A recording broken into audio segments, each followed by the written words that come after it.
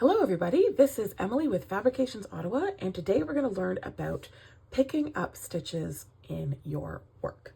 So for this tutorial, you are going to need a small crochet hook, or I'm using a handy tool from Susan Bates, I believe.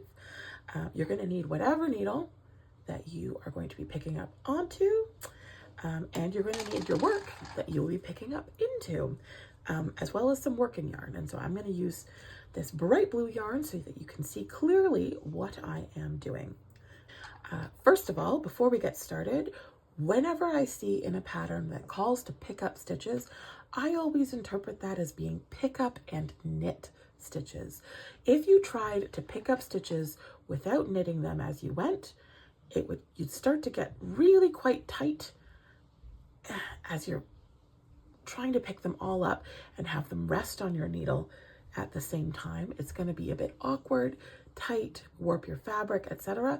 So I prefer to pick up and knit at the same time, and I haven't yet in the last decade of knitting to run into an issue where that becomes a problem to interpret as pick up and knit.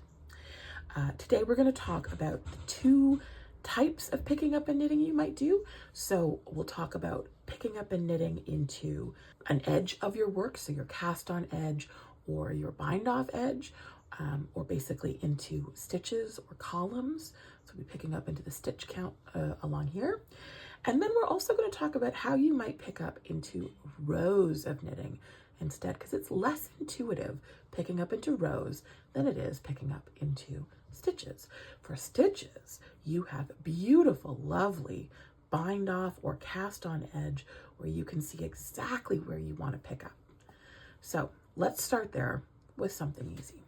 I've got my hook here, and I'm going to start here, and I'm going to take my hook and go under. I'm going to go under two legs because this is a bind off edge with two legs of the stitch. I'm going to grab my working yarn, make a loop, catch that loop with the hook, and pull under those two stitch legs.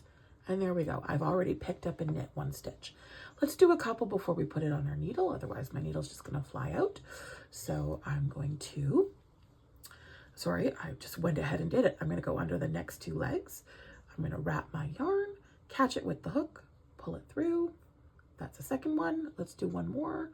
Go under the legs, grab, pull through.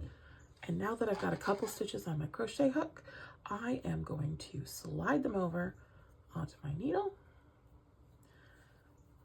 And now I'm ready to keep going. So let's grab the next one. I'm going to go under both legs, wrap, catch it with the hook and pull through. And I'm just going to stretch the loop up and over and onto my needle. I'm just going to keep doing that until I have picked up however many I'm supposed to.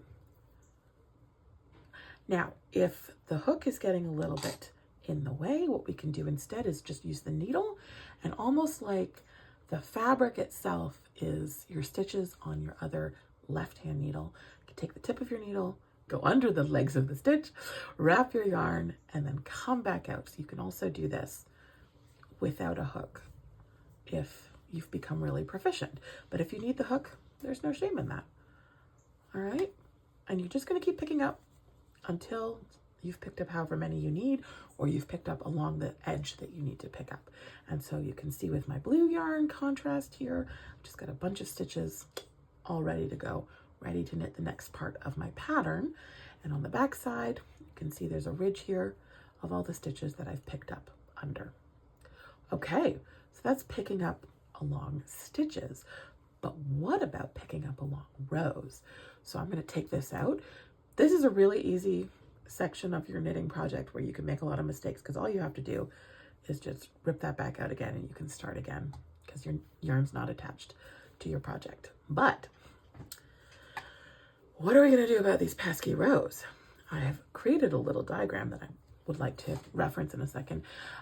You might recall, if you've ever knit something from a knitting chart, that often charts will show that your knitting stitches are wider than they are tall. And that's pretty much reflected in the actual body of knitting.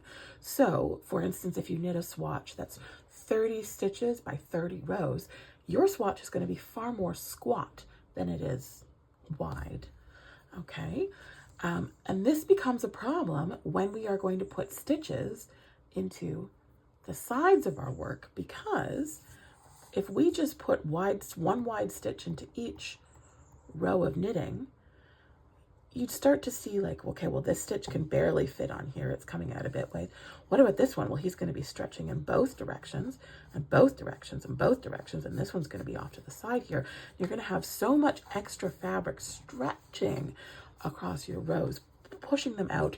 And your fabric from what you pick up and knit is also going to flare out and kind of warp and waffle a little bit, because you have way too many stitches coming out of these rows if you pick them up one to one. So if you're going to pick up one stitch per row, you'd end up with way too much fabric on the picked up part of your project.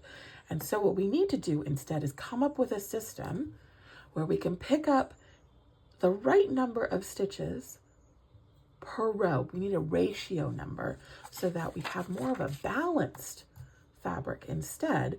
And we have these wider stitches sort of account for one and a bit of our knitting rows, okay? So in this diagram, it looks like I've got 3 for 5, but I wasn't really thinking when I drew it. And realistically, what you're gonna aim for is to pick up either 2 stitches for every 3 rows or 3 stitches for every 4 rows. I tend to prefer 3 stitches for every 4 rows, but as every yarn and needle and pattern is different and will produce a different result, you can try it out with 3 to 4, and then if that doesn't work, then you can try a different ratio, 2 to 3, 4 to 5, 3 to 5, whatever works for your project. So what does this look like in practice? So in this garter stitch, in these garter stitch rows, you can see there's a valley and a peak, a valley and a peak. And so the valley is a row and the peak is a row.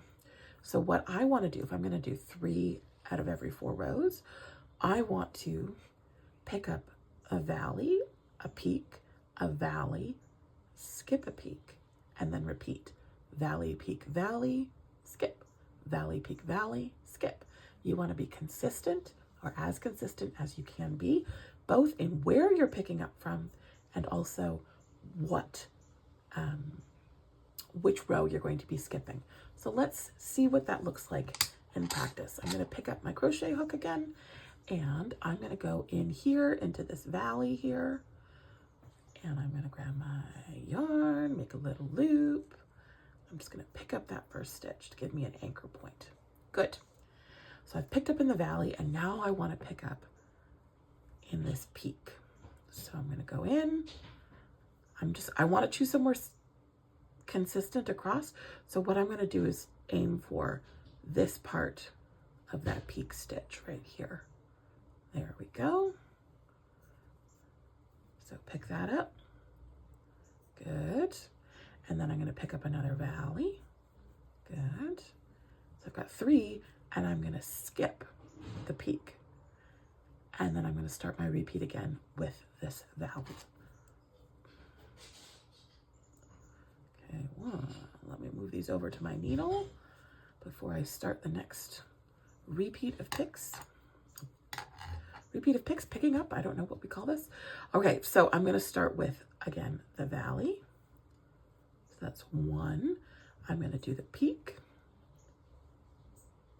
There we go, that's 2. And then I'm going to do the valley again. That's 3. And then I'm going to skip the second peak.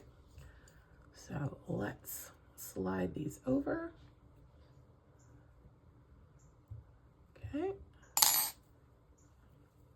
There we are. And we're just going to keep going. So valley, peak,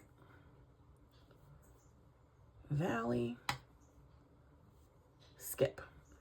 And when it's held out on the needle, it might look a little bit weird because you're going to have that gap. But once it comes off the needle, the extra width of each of those stitches is going to help even out. And we're going to have a nice balanced,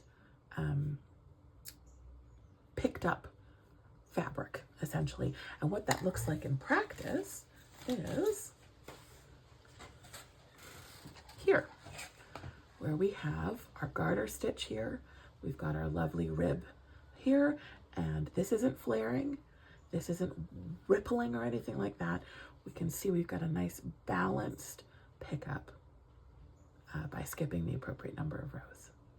Okay, that's it. Now you know how to pick up stitches for both stitches and rows in your project. Thank you so much for joining us today, and happy knitting.